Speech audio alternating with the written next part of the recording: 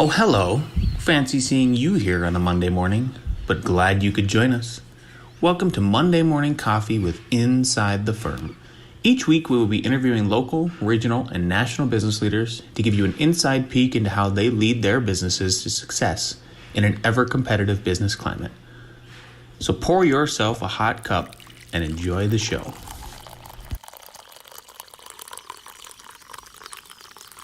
Welcome to Monday Morning Coffee with Inside the Firm. Today I have a special guest, Eric Reinholdt from 30 by 40. That's your firm, and it's also your YouTube channel. Is that correct? That's correct. Yeah. No, it's I'm glad to be here. Good to see you again. Yeah. So you're one of the more visible architects in the area just because you have this YouTube channel that you kind of peel away the onion and show what you're doing and make these awesome videos. But go back to the start from when you got out of college. What college did you go to? And then how did you kind of get into developing your own firm? Yeah. So, I graduated college like most people with this pretty naive notion of what practicing architecture was. And I graduated, this was 1996. I went to Roger Williams University, Bristol, Rhode Island, small liberal arts school. And I really chose that because I like the studio environment. And just the workspace, and not realizing that that's actually where you spend most of your time in school. So it ended up being a good decision, I think. I came from a small town, so the fit there was pretty nice for me. But I graduated in 96 into kind of the tail end of a recession. And so I had a hard time finding a job. I went to work for a firm of about 150, maybe 3 or 4 months after graduation. So it took me a while to find a job. And really, I stepped into a production environment. And, I thought of myself as a designer, but I just ended up, like everybody else, working my way up through the ranks of, becoming a job captain and gaining more responsibility there. But I was doing like large scale commercial projects, schools, renovations. It's not stuff that I was really terribly interested in. And my wife was going to grad school at that time. She found a postdoctoral fellowship up in Maine, which is where we live now. And so she joined this genetics lab and did her postdoc up here. And that was a chance for me to move from doing large scale commercial work up into, this is really a vacation community. So a lot of people building second, third, fourth homes up here. Acadia National Park is right here. So beautiful part of the country, but pretty isolated. And most of the firms that are, functioning up here are small firms. So just a couple of people, a lot of sole practitioners. And I interviewed at a number of those. People were hiring here and there. I went to work for an award-winning firm that was doing all houses. And for me, that was like a dream come true, because when I was a kid, like practicing architecture was designing homes. And that's always what I wanted to do. I just didn't think it was a reality. I was practicing in sort of central Connecticut, and there weren't a lot of architects designing homes down there. It was mostly, as I said, educational, large scale commercial work. So moving up here, I got a chance to practice this high-end residential work, and I just loved it. It was a great opportunity for me. I worked for that firm for many, many years. In 2008, the recession in 2008 really bottomed out here in Maine in about 2012, 2013. Yep. And that firm that I was working for, we had kind of churned through all the bigger projects that we had at the time, and, it was getting pretty thin. And so they kind of gathered us all together and said, look, everyone's got to take a pay cut if we're going to keep this shop open. And it was a 20% pay cut. And they basically said, you have the option, if you need to supplement your income, to take a day off a week and kind of seek out your own side projects to sort of fill the gap. And the other option they gave us was to continue working for that firm and then sort of reinvest in the firm and kind of build up their business. And really, I had seen working for somebody else as really being stable. And it was kind of in that moment that I realized, if they could just kind of pull the plug on my job, that it wasn't actually as stable as I thought it was. And right. So I used that one day a week to start building my business. So laying the foundations for 30 by 40 and really just start running, experiments. So I ended up sort of parting ways with them. And like anybody, when you start your own firm, you kind of take whatever comes along. So I had some side projects that I was able to quickly work through, but then I was taking like commercial projects, which is not something I love to do. I was taking renovation projects like a couple hours away. Like I was just accepting anything and everything without a lot of real thought about like what kind of brand I was building or what kind of buildings I actually wanted out in the world. And there was kind of one point where I had like 5 projects on at once, and it's just me. And this is probably sounds familiar to a lot of people, maybe working as sole practitioners. So that meant 5 clients and 5 contractors and 5 invoices and 5, all the things that come along with running 5 projects. And I was feeling like overwhelmed and just kind of annoyed that I was in this position that, it wasn't making me happy doing this. And I felt like I was really clawing after every dollar. So I knew something had to change. And it was kind of at this point that I had discovered Pat Flynn, Smart Passive Income. Yep. I was studying entrepreneurship. I read The 4-Hour Workweek by Tim Ferriss, like seminal book for me. And really, he speaks about in that book, the idea of trading time for dollars. And, you're limited by the number of hours in the day, obviously, and also by your billing rate. So there's only so much I could bill for my time here. And so I really started thinking strategically about how I might split the business between, working for, serving clients, so a services side of the business, and then also like a product side of the business, because, I still wanted to work with clients. I still wanted to practice architecture and service clients, but, I knew I couldn't do 5 at once. That wasn't sustainable for me. So I was going to pivot the business into working for fewer clients. So, ideally 1 or 2 clients at a time. And if I was going to do that, I needed a way to supplement that income that I was losing. So the clients that I was working with, I was going to seek clients with higher budgets, which ultimately are better clients anyway, I came to learn. But then I would also have to supplement that income with like the product side of the business. So this idea of building assets instead of just, and generating wealth instead of just income. I think a lot of people treat their business like it's just an income generator. And, to me, working with clients, that's how I view that. So like time worked equals fee earned. But products are a way to build wealth. So I really wanted to start investing in creating assets because, once you create an asset, you can sell that multiple times. Your time, you can only sell once, and there's a finite amount of it, right?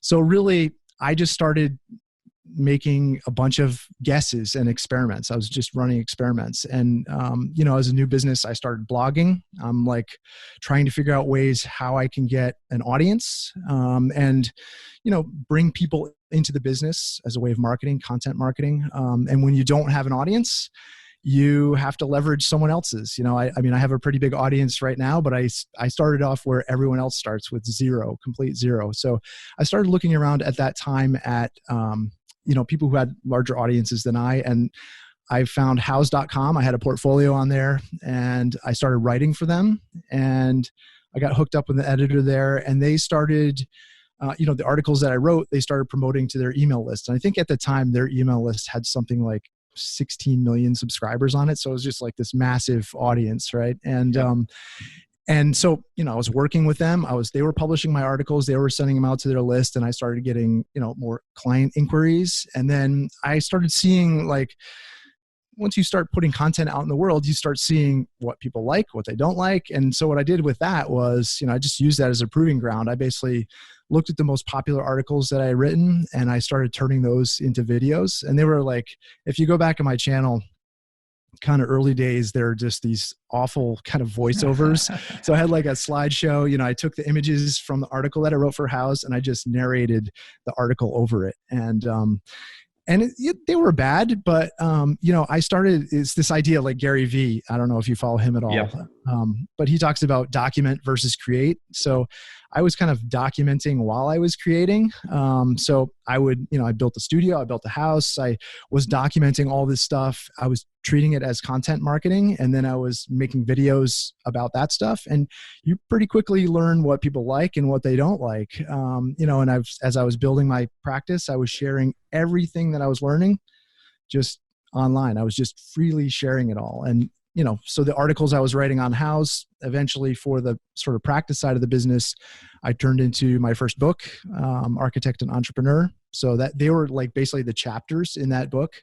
And, I'm learning something, I'm documenting it, and then I'm publishing it. And so I kind of use that as a model for evolving the YouTube channel too. As I started getting new work, new clients, I would basically document the design process and publish it on the channel. And I could see that, people really started to like those videos a lot more, and they really started resonating with that content. So I kind of started making these pivots away from doing those kind of slideshow videos into, higher quality content. And I think in 2017, basically, I hired somebody to help me make a short film about my practice. And at that point, I hired someone to do some writing for me, some storytelling, and a story editor. And really from there, things really started to take off and change. And now I'm just finding that when I'm making videos, that's handling all of my content marketing. That's bringing clients to me. And unlike Facebook or Instagram, and if you've had any experience posting on social media, oftentimes the life of those posts that you're spending time creating is really short. It's right. An Instagram post is a day, right? Facebook quarter of a day, of a day. Right. Yeah. So YouTube is it's so different than that. And I realize it does, and maybe we can talk about this as we go along, but making a video is definitely a time investment for sure. But when you put it on YouTube, I mean, it's there for years.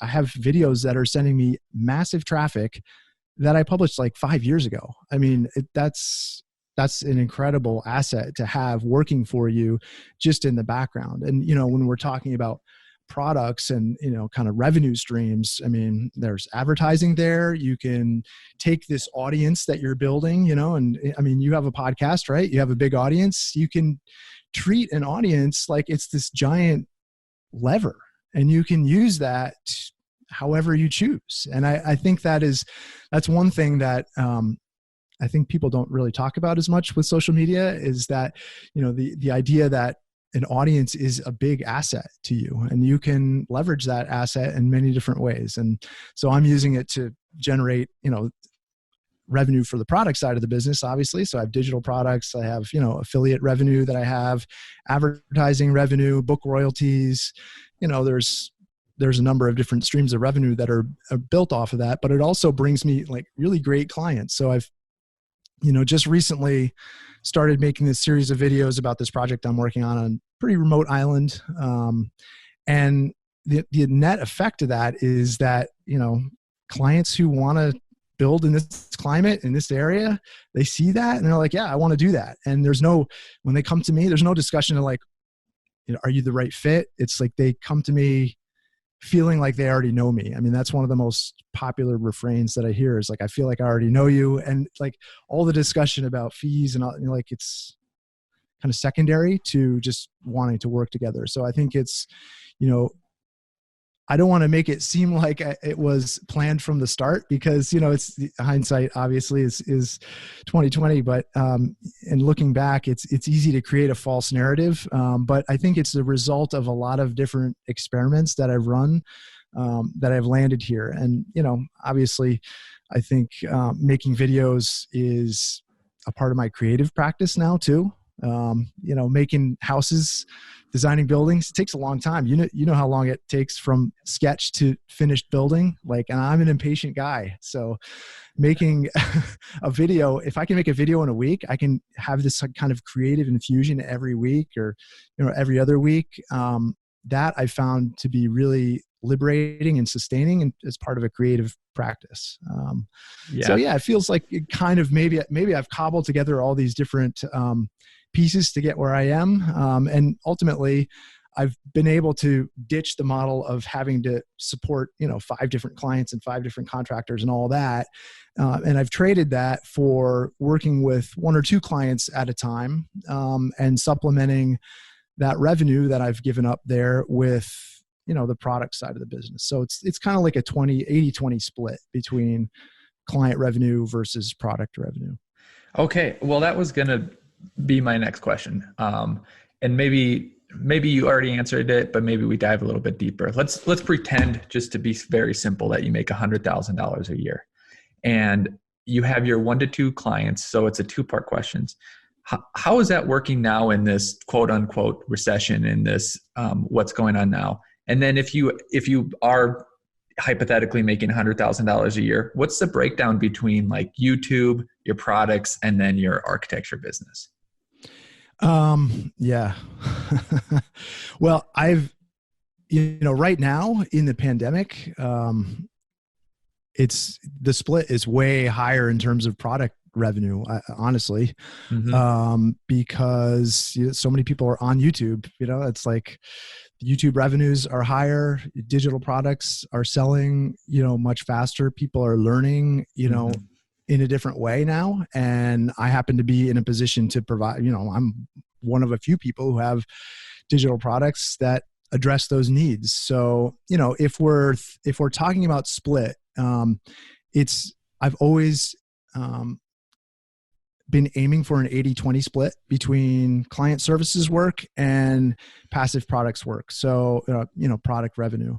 And if I look at, just in terms of where YouTube revenue fits into that model, it fluctuates with season and ad rates. So, end of the year when advertisers are spending heavy on YouTube, that ad revenue is going to be, double what it might be at other parts of the year. So it really does fluctuate. And right now I've just seen that ad rates are really falling. I mean, as you'd guess, that right. People are spending a lot less advertising, even though there's more eyeballs on YouTube. People are just unsure right now. And, I think this is still early days in terms of the pandemic, in terms of, how people are spending. So this may just be a blip for me right now where people are just, hunkered down. They're investing in learning for themselves and they're buying digital products, and I happen to be there. So that's working. In 3 months, I don't know what this is going to look like, but, I think part of the way I've really tried to position my business is to be as lean as I can possibly be. So I never envisioned having a lot of employees. I know you have a number of employees, and that's its own responsibility and involves a different level of care than I was up for. But running a lean business means, it's good and bad, I guess, because, being lean means, I don't have a lot of fat to trim if I had to do that. So I'm really relying on the systems working and a well-oiled machine. Running lean business also helps you to build cash reserves. And I think, the pandemic has taught me that having cash reserves is pretty important. And it helps me sleep better at night personally, but it also helps me make better decisions because I have more, cash in the bank. It makes it easier to say no to things that I might, like the previous firm I was working for, they were saying yes to clients that I never would have said yes to them. And having some cash in the bank definitely helps with that. And, so I think being a lean business helps you to pivot, and, these cash reserves help you to make better decisions. I think with that, having multiple streams of revenue, it softens out the volatility. It's a hedge against volatility, right? If you can have advertising revenue and book royalties and merch and, brand deals, affiliate income, all this stuff can really smooth out those bumps. So like right now, maybe the revenue split is probably around 90-10 in terms of client work. But that will, ideally it's always going to be 80-20 in terms of active client services work, 80% product work. And maybe as I transition out of the business in the future, that, that split obviously changes. But I always wanted to have clients in the business because I feel like it keeps me connected to current building science, current technology. It gives me something to talk about. It's content for the channel. Like without that, I'm just a professor in a school, right? Right. Like, and so I think that I really do see that as part of the value that I add as a channel, that I'm both practicing. So like I'm always running experiments. I'm seeing what's working and what isn't. And I'm just sharing the real life experience of what I'm going through now, and, I think for me, the revenue, having the 80-20 split in the revenue, it's set up so products and services, it's just, it's pretty stable. And I like that. So. Yeah.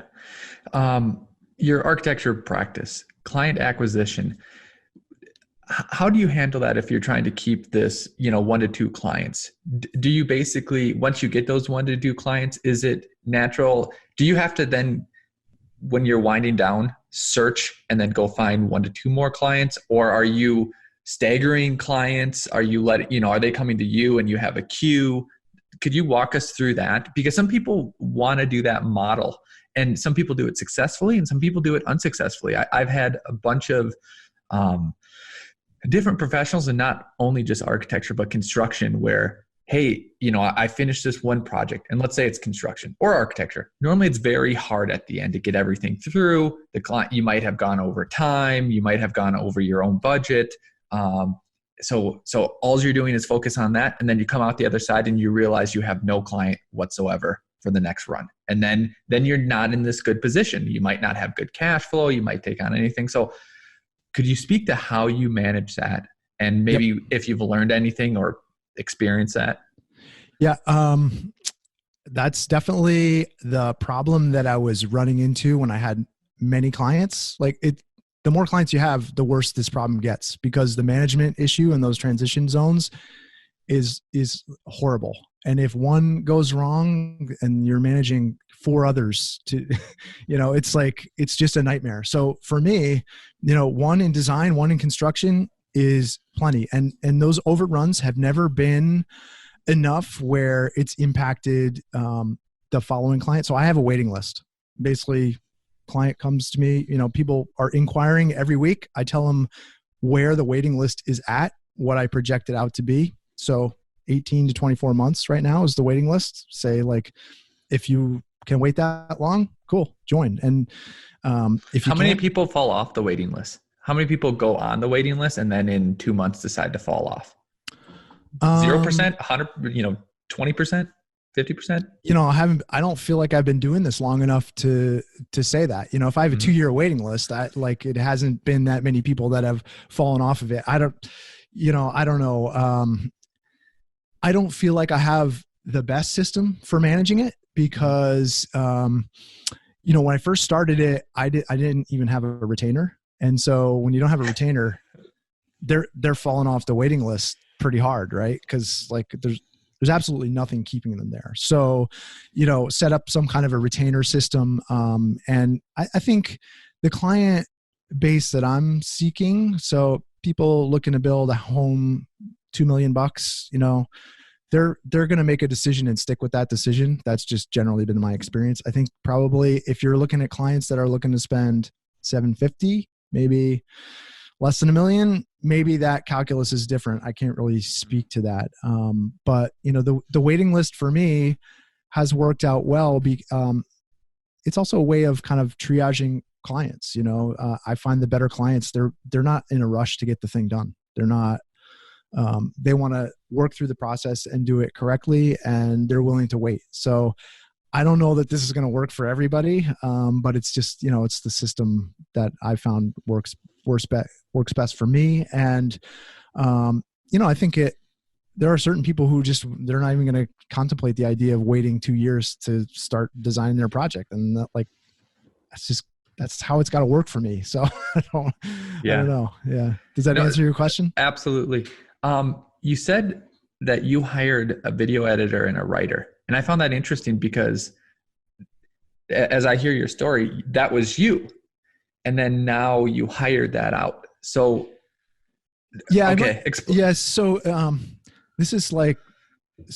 I did this as a sort of one-time effort, because I felt like I had gotten to a point with my videos that I wasn't making any forward progress. So I basically hired my architectural photographer who also does video. And I wanted to use it as a kind of learning experience. So I spent quite a bit of money on making this kind of short film. And which film is it? So people know. It's called A Choice to Make. Yep. It was in the Architecture and Design Film Festival. I think this was in 2017 that it was in there. And it's traveled around the country. And it's got a great number of views on it on YouTube now. But basically I treated that like I wanted to learn from him. I wanted to see what equipment he used. I wanted to see how he framed shots. I wanted to see how he white balanced. I wanted to see how the editing process worked and like how choosing music worked. And we started making it, and I gave him a script, and he's like, no, like this is not going to work for this. You have to hire a story editor because this needs to be a story. And so I hired a story editor and I worked with her. And so I treated that as a one-time learning experience. I spent a lot of money learning there.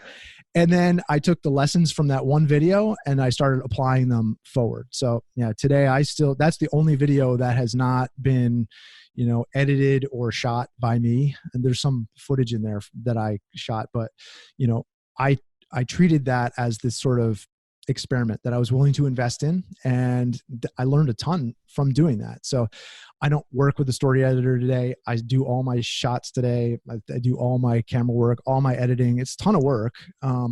But I really saw that as an inflection point because it taught me that, in order to take this seriously, that I had to really kind of level a lot of different things up.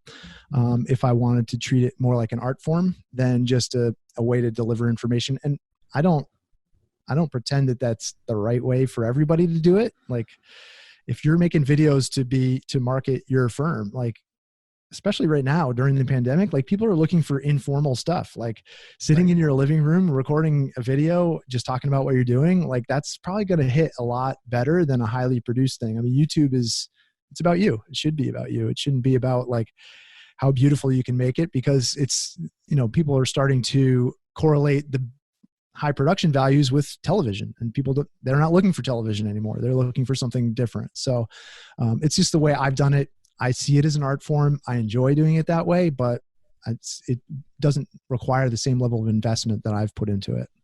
Right. I do think there's two different paths. And I do think one of the reasons you are successful is because your videos are so professional and well done. So if anyone's listening to this that hasn't seen it, go to YouTube, YouTube 30x40, you'll find it. It's pretty good. But it is weird because then you could have, someone in their basement just talking and they might get just as many views. Yeah. But I wouldn't say for you should transition to that, or maybe you should. I don't know, but definitely your videos are quality, and I think people appreciate that. Yeah. Next, let's talk about so you have a product page. You talk about that product, making a product. Can you talk us through what products you created, why you created them, and maybe which ones hit the most with people? I got to give away all my secrets. So yeah, I created the shop on my website as, an early effort to sell plan sets. And that is that's the most common question I get from other architects that are looking at my stuff going, hey, I'm going to make I hear this from everybody. I'm going to make plan sets and sell them. And if you go on my website right now, you'll see that I'm not selling plan sets on my website anymore. Every time someone asks me that, I say it doesn't work. What do you say? Well, it works. And I actually, I talk about this in my course. I have a new course. So I'm not going to give away all the secrets here, but that's fine. Yeah. I will say that, it's not as passive as you think it might be. And I think it can be a great way to springboard a new business. And I had a lot of clients, and even up until just recently, that have spent a lot of money with me who thought they were going to buy like $1,000 plan set and then ended up spending a whole lot more than that with me.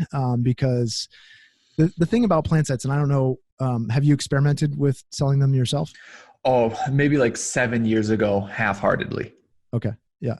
The thing about them is, everybody is an expert in their own home. And if people are looking for plan sets, they're looking to save money, right? Mm-hmm. And so you got an expert in what's best for them that doesn't put a high value on design, looking to save a buck. And they want to fine tune and tweak everything. My experience was they wanted to play architect. And some people are up for that game. Some people aren't. My business kind of, I think, outgrew the plan sets a bit. And I still sell them. I don't sell them on my website. They're in a different place now. And I'm kind of running some new experiments with that because I still think there's a way to make it more passive than what it is right now. But, I definitely started that way. And I used the PlanSet business in times that were pretty lean for the business to recruit new clients and just generate like, I knew someone was going to want to fine tune the PlanSet. So I designed them in a way that they'd have to customize them and spend, instead of spending $1,000, they'd have to spend like 5,000, So I think there's a strategic way to turn it into a real business. But, at the end of the day, like if you want to do custom homes, doing modifying PlanSets, a design you designed 6 or 7 years ago, 6 or 8 times, it's not all that fun, I think. So I think there's definitely a chance to earn quite a bit there, and ways to take that business somewhere that I didn't take it. So I'll leave it at that, I guess. Yep. There's, right now in the past year, I really doubled down on this idea about creating more information products. So courses have been huge for me. And, I think as you get into this, and for any architect who's interested in, creating courses or creating information products, the higher value you can assign to an information product, the better you're going to do at it. Those are going to be the ones that earn the lion's share of the revenues. Unless you choose to price something really low and sell a ton of them, which is also possible. I'll say that. But you have to have a larger audience to do that. So, I have courses, information products. I have like a Procreate pack, which I just made. I have a SketchUp template. I have AutoCAD template, Revit template, and each one of those products are hooked into other educational components. So it's not just like buy the template, it's also buy the template and then here, I'll show you how to use it, or I'll show you how to turn it into something else, something bigger. There's obviously books. There's, I started making physical products last year. So I made a sketchbook. And so that's actually just coming back into stock now. So Amazon's not accepting new shipments of non-essential items, as you probably know. So I'm waiting to get those back in stock. And then I have another physical product that's in development. I have merch. I know you've experimented with a lot of these things too. And there are definite winners. I can see the definite winners, and it's a lot of selling shovels. I think at this point, I think the YouTube channel allows me to reach an audience and operate at a scale that other people wouldn't be able to. And I think for you, probably the podcast allows a similar thing. I don't do a lot of like coaching, but there's obviously I could do workshops. There's plenty of opportunities, I think, to take, there's this idea that I talk about in my course about turning sources into resources. And, as architects, we have a ton of source information, but we have a hard time turning that into a resource, something that's useful. And, I think you're doing it here with this podcast by tapping into other professionals, sharing your own experiences from your firm, and just kind of teasing out this information. Then the real question becomes, how do you extract value from that? And I think as architects, we can extract all kinds of value from all different parts of our process. It takes a different sort of lens. You have to look at your practice a little bit differently. And to me, that's exciting. That's the kind of business I always wanted. I tell this story, when I was a kid, my sister and I have a younger sister. And so we would always set up like a shop in our house, right? The grocery store. She'd set up a shop. I'd set up a shop, and we go and shop in each other's grocery store. Well, my store was like, I wanted to design the graphics for the store entry. I wanted to design where the products were going to go. I wanted to buy the products. I wanted to write the invoice. I wanted to do the graphic design. Like I wanted to do the whole thing.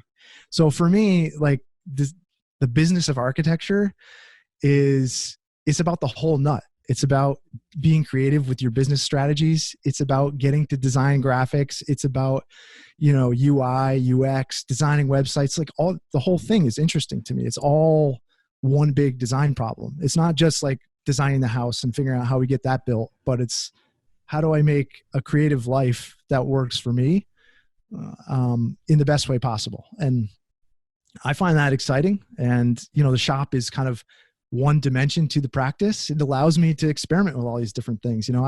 Now I know all about supply chains in China and how to price products and sell them on Amazon and what works there and what doesn't, how you get reviews, and like, it's all part of it. When you figure out how to market a physical product on Amazon, that can only help but feed back into the business, help you make you a better marketer. And I don't know, I just find it all kind of cool and interesting. Yeah. So I find this, and it's hard for me to convey, but I think I do it on the podcast enough. But there's things that I've learned or lessons that I feel like are a better way. And I just wish, like, hey, I know that I'm selling this product, but like, trust me, it's worth it. So what do you think for you, not the one that makes you the most money, but the one that, is it the book? Is it the template? Is it the course where you're like, I really wish that people would just take my word for it, that this is going to help them out. Do you have that feeling? Does one stick out for you? Yeah. I mean, I think all roads have led to this course that I've released, and it's not a small number that's attached to the course, but I feel like the transformation, the change is so worth it. I mean, the value differential between the cost of the course and what you get out of it is huge. So for me, that would most certainly be it. It's like, so many people come to me saying, I want the kind of business you have. Like, I want to be able to do that. I want to be able to, practice in this way and only take one client. And my answer to that is like, here's how you do it. Like, and the hard part about it is there's no quick fix. It's like making content, making videos, like building an audience, this, like investing time in doing a podcast. Like, what's the immediate ROI, right? If someone asked you that question, what would you say? Sorry, I was looking at I clicked on it and I found it, and it's hilarious that you're using Teachable, because we use Teachable also. And I really like it. How did you know about Teachable? A long time ago, I was researching course platforms. It used to be called Fedora, and I wrote about it in my first book. But it's huge. I mean, it's one of the biggest course platforms out there. So yeah, it's not, and it was founded by a guy who was, a very similar story to me. I found resonance in his story, in that, he was trying to share information, and he basically put it up on this platform, and the platform discounted his course, 95%. So I don't know he won't say what platform he used initially, whether that was Udemy or Skillshare or what, but, basically the platform he built is in support of creators. I mean, it's not a marketplace. They don't put your course next to someone else's course. The marketing is all on you. So, I mean, this because you're on Teachable, but on something like Udemy or Skillshare, it's a marketplace. So you're in direct competition with 1,000 other people. So to me, they support creators, and I could totally get behind that mission. I love the platform. I love what it's allowed me to do. It's allowed me to move all my stuff off of Gumroad and onto Teachable. So, all my templates and things like that are moving over there. But. So how I found it, I went to your website, 30by40.com, which is all spelled out, not the numbers. And then you have a shop, and it's A+E course. And then you click on it, and you click on the learn more, and it takes you to basically the outline of your course. So that's why I got distracted. What question did you ask? Well, I was asking you, because I was saying, the course offers a transformation, right? But people have a hard time. They want the sort of quick fix. They want the what am I going to get out of it like immediately? And what I was asking you was, you've done a podcast, right? How many years have you been doing this podcast? Like 5 years or something. 5 years, right? Yeah. So what if I were to ask you what the return on investment of this podcast is? What's your answer? I mean, it's like impossible to answer, right? Yes. I mean, in the beginning, we were just doing it to share, just like your YouTube channel. And it was honestly, we knew it might come back, but then there was a bigger sense too, is that we've had, we have a bunch of principles. And our firm, F9 Productions, if you go on our website, there's actually 9 principles of what we go by. And one of them is more responsibility, more reward. And we take that on internally, but we try to share that message externally, so that architects, you do architecture and construction, and it helps the whole profession, because I think a lot of people are sick of maybe low value. They think that architects have low value. And one of it is because honestly, you don't take on enough responsibility. And that's hard to hear because you do design and all this stuff, but people don't see that. They see the buck stops with the contractor, right? The buck stops there. Like that's where the money is and all that. So if you can expand, what you're doing and take on that more responsibility, it does lead to more reward. And us sharing and you sharing too, I don't know if you thought about this way, if we get that message across to everyone, all of a sudden the whole profession becomes more respectable. And then what we do becomes more respectable, which then leads to more reward. So that was the beginning of it.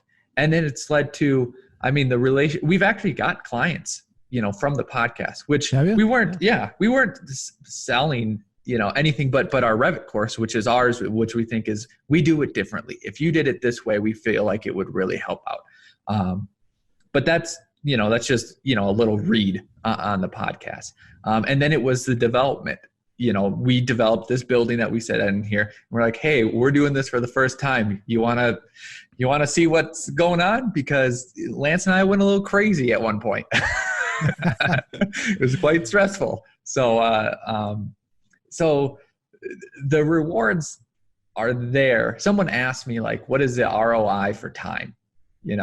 And it's hard to put a number on that. It is, but it's always increasing, isn't it? Like that's the thing that when you build assets and you put them out into the world, and my intention is the same as yours. I'm trying to make this profession a better place. I released a video showing me collaborating with my structural engineer, and like it's been one of my most popular videos in the past 6 months. It shows another way that you can work with a professional. It doesn't have to be adversarial. I titled the video "Structural Engineer versus Architect," right. And everyone clicked on it because they think like that's the headbutting, right? That's happening, but it doesn't have to be like that. It can be collaborative. So when you put assets like this out into the world, you're promoting a more positive vision of what this can be. Like this relationship can work like this. Like, and I've got the same series of videos planned with contractors. Like it doesn't have to be headbutting. Like it can be collaborative. And I think those assets really, they're always gaining in value because, the more people that watch it, the more people are changed, the more it changes. It's like throwing a stone into a pond. That ripple effect continues further and further out. I think what you trade in this, and I don't know if this is true for you, but if I'm choosing to only work with one client at a time, I'm choosing legacy and impact over a portfolio of work. I'm not going to do that many projects in my life. Like that's not the way it's going to be for me.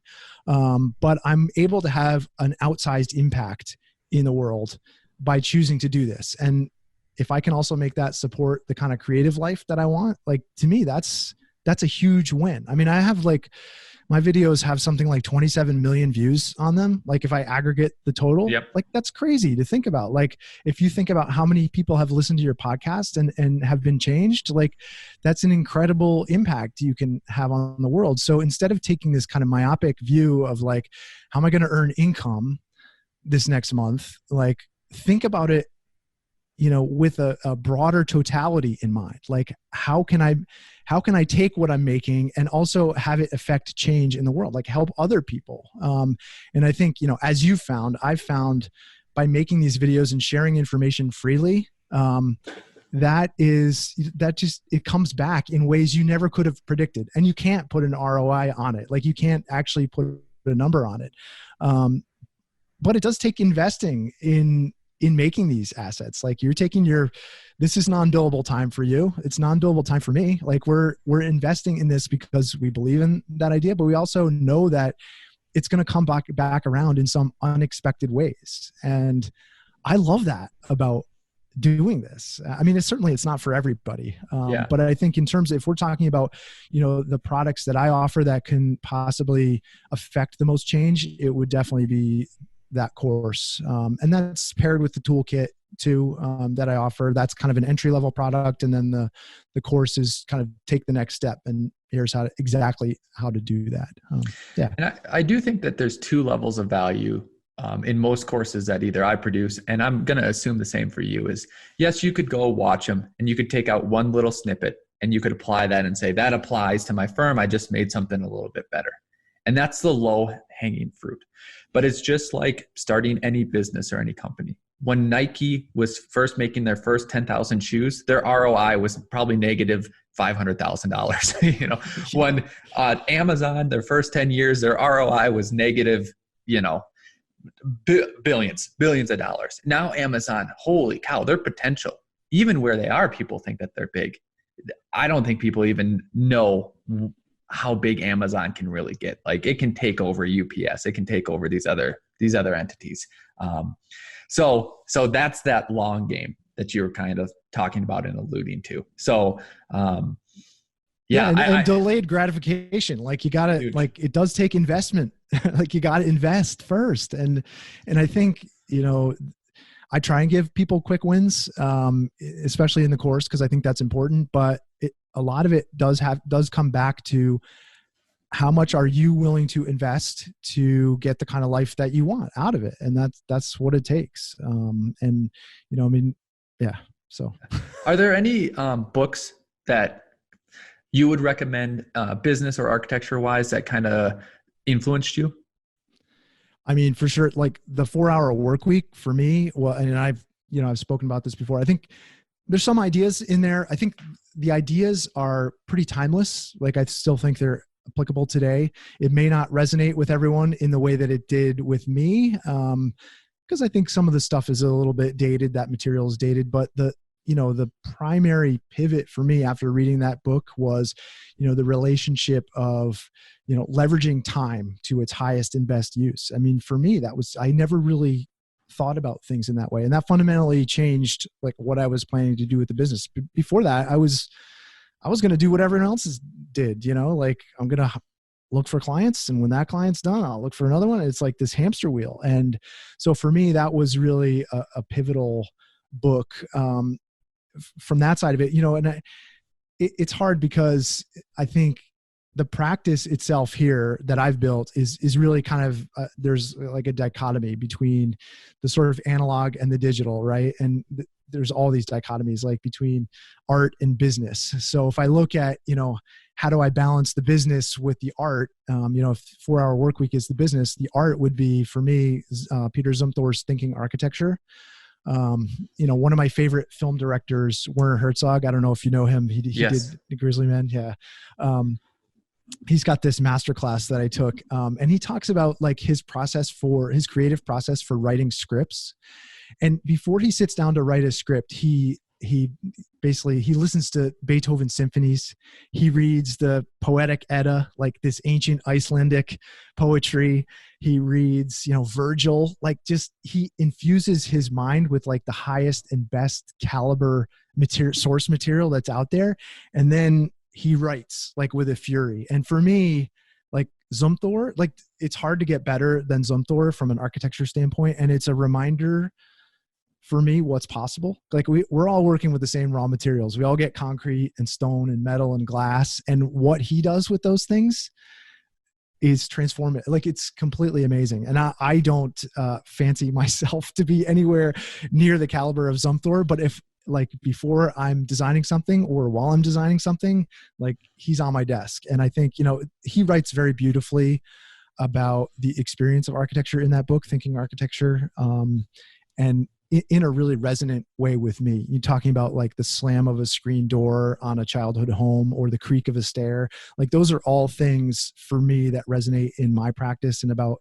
experiencing architecture and really thinking hard about what it could be. So I think, you know, those two books could probably bookend the practice, you know, like being sensible and smart and crafty and wily with the business, and keeping art as a part of it, you know, really the highest art form possible.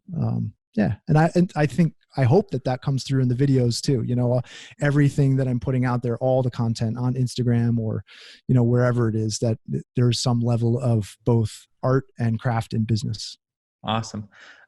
Knowing what you know now, your whole journey, if you could go back in time when you were just starting, what would you tell yourself? I mean, Yeah, so many things probably. I mean, I shouldn't have waited so long to do that. And I kept that like a little dream on a shelf for a long, long time. So having done it now, I can look back and say, wow, you should have made a go of this much earlier. But you know, I come back to, there's a phrase that I put at the end of all my videos that says, go make things. You know, and I really believe that making is, you know, makers shape the conversation. Consumers, you know, they get to passively consume and react to that information. So, you know, when you're making things in the world, you're shaping culture. You're shaping that conversation. You know, do you know Derek Sivers at all? Do you listen to his podcast? Yeah. I don't listen to his podcast, but I know of him. And yeah. Somehow I was emailing with him back and forth a while ago. I should get him on the podcast. Oh my God. He's an incredible guy. Yeah. So he has this quote that I love, you know, ideas are just a multiplier of execution. You know, so like you take a so-so idea, like a mediocre idea, right? And put a great execution behind it. You know, you compare that to a phenomenal idea, a banger idea with no execution. And what do you have? You have nothing. So, you know, I think making things has always been at the core of my own creative life. And, you know, I can't imagine this business really without making things. So, you know, I've got to be able to make a lot of different things to keep it interesting for me, and not just making architecture, but also making videos and physical products and all these different things. So yeah, I think my advice would be, you know, go make things, along with 1,000 other things, like, you know, care a lot less about what other people think. I remember when I first started the business, and like everybody, I had a pretty limited portfolio. My portfolio was other people's work predominantly, right? Yep. And I kept thinking, like, everyone's just going to notice that my portfolio hasn't changed in like 3 or 4 months. Like, I'm not cranking out a new building every 6 months, and nobody cares.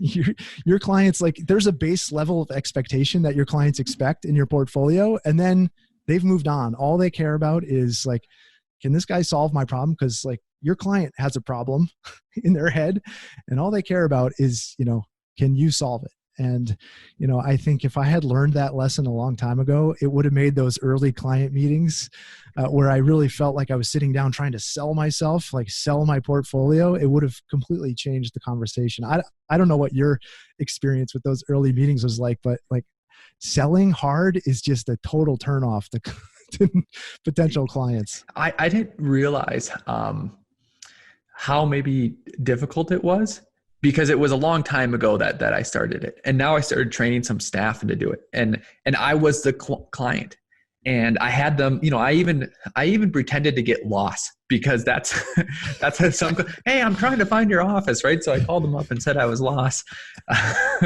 And that's awesome. And I mean, these guys at my firm know me, you know, they've worked here for at least 3-4 years, and they were nervous selling to me. And I was like, holy cow, if this is someone you know, imagine someone you don't know. So it was insightful being on the other side of that, and seeing that, and being able to, you know, relay experiences of what to do, what not to do, what the client's looking for. Yeah. What did you change? Because I have kind of a simple solution for it, but I'm interested to hear what is the education process like? Did you have a piece of advice for them? The main thing that I try to get across to them is that the meeting is about their idea. It's about them. It's not really about you. The first thing, everything you got to do is draw it about them, and then find those points that, okay, then how can you help them get to that goal? So that's, yeah. Was that what you were going to say, or? That was precisely it. Like, okay. I basically picture myself, as opposed to sitting across the table from them, even though I'm physically sitting across the table from them, I sort of have this mental image of me, like with my arm around their shoulder going, I can help you, man. Just tell me what you want, and I'll help you figure it out. Like, that pivot for me went from like, hey, you got to hire me, or, you know, like this idea that like this, I'm going to lose this job. Like they're going to hate me, you know, and they're going to walk out, and, you know, it's not a job I ever had. This is, they're walking in, and I'm trying to help them, and they can walk out that door, and like, maybe they'll work with me, or maybe they won't. But if they've walked out with more information, and I've kind of helped steer them in the right direction to what they want, total success. Yeah. Absolutely awesome. Well, hey, this has been a great podcast. I want to thank you for coming on. I'm sure that the audience would thank you too, but I'm just doing it for them. So as we part, anything you want to leave them with, any ideas, any places to go, things to check out, this is your time, and we'll wrap it up. Yeah, no, thanks for having me. I love what you've done with the podcast here, and your mission. We share a similar mission to help educate and make the profession a better place for all of us to be and practice in, and hopefully educate potential clients on the value of architecture. I think there's plenty of people who can sit around and complain about how bad it is, but I think people like you and Lance and me, we're able to make this content and put out our ideas in the world and really act and to make change. And so, I would encourage people to do a similar thing. If people want to learn more about what I'm doing online, you can find me at 30by40.com, and it's /learn. That's where I have all my resources there. So check that out. There's ton of free stuff. Most of what I put out in the world is free, completely free. So I know we've talked about my course before. That is to help support making more videos and educating more people. So I don't want people to think that that's all it is paid stuff. There's tons of free stuff there. So just go check that out. And, I appreciate your time. It's been great chatting with you. Yeah. Well, okay. Listeners, thanks for listening. And Eric, thanks again for being on. Right on. See you later, man. Thanks for listening. We hope you enjoyed it. And if you did, don't forget to leave us a 5-star review on the iTunes app. Tip your barista, and we'll see you next week for more Monday Morning Coffee with Inside the Firm.